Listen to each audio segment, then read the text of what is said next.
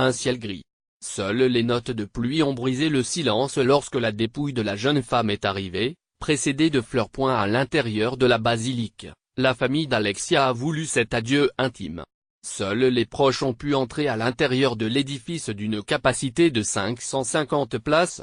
Sur le parvis sous un crachin glacial, des habitants de Gray, des commerçants qui avaient fermé le rideau, des connaissances de la famille et quelques élus au milieu de la foule. Dans une église où le portrait d'Alexia entouré de roses avait pris place, la famille a pu dire un dernier adieu à la jeune femme de 29 ans dont le corps calciné a été retrouvé en forêt de Vlemoulins 70. La cérémonie était présidée par Monseigneur Bouilleret et l'abbé Bretillo qui a marié Alexia à Jonathan Daval il y a 2 ans. Alléluia de Léonard Cohen, l'Ave Maria de Schubert ont résonné à travers les murs de la basilique. La cérémonie devait être sonorisée à l'extérieur sur le parvis.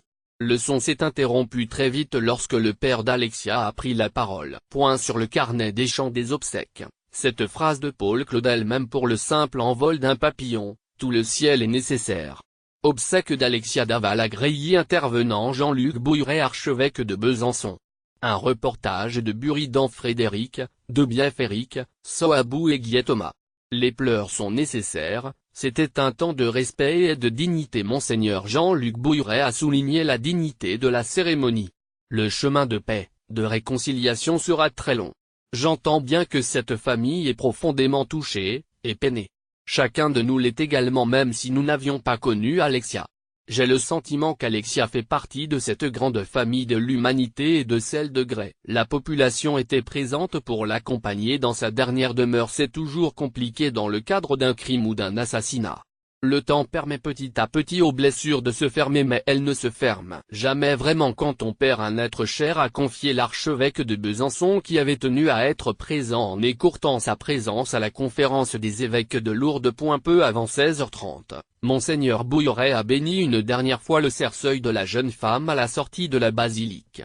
Seule la famille et une centaine de proches ont accompagné le cercueil jusqu'au cimetière de Gray où Alexia Daval reposera. Jonathan Daval, effondré, était soutenu par son beau-père. Après 12 jours d'attente, d'émotion et la marche blanche qui a rassemblé plus de 8000 personnes, les habitants de Gray espèrent désormais que l'enquête ouverte pour assassinat aboutira. Et vite. Pour que le ou les meurtriers d'Alexia soient très vite interpellés. Alexia Daval a été victime de violences physiques et son décès est probablement lié à une asphyxie, sans que l'on connaisse encore le mécanisme de cette asphyxie, a indiqué lundi la procureure de Besançon Edwige Roux-Morizot, lors d'une conférence de presse. Des examens complémentaires doivent permettre d'établir avec précision les causes et les circonstances du décès. Des analyses sont par ailleurs encore en cours afin de déterminer avec certitude si elle a ou non été violée, a précisé la magistrate. L'autopsie, si elle a été concluante, ne permet pas à ce jour d'établir avec certitude les causes de la mort de la jeune femme, même s'il ne fait aucun doute qu'on lui a volontairement donné la mort, a-t-elle déclaré. La famille d'Alexia Daval a décidé de se porter partie civile. Jonathan Daval sera représenté par Randall Schwerdorf. Les parents et la sœur d'Alexia ont saisi Jean-Marc Florent qui s'est dit confiant sur l'aboutissement rapide de cette affaire.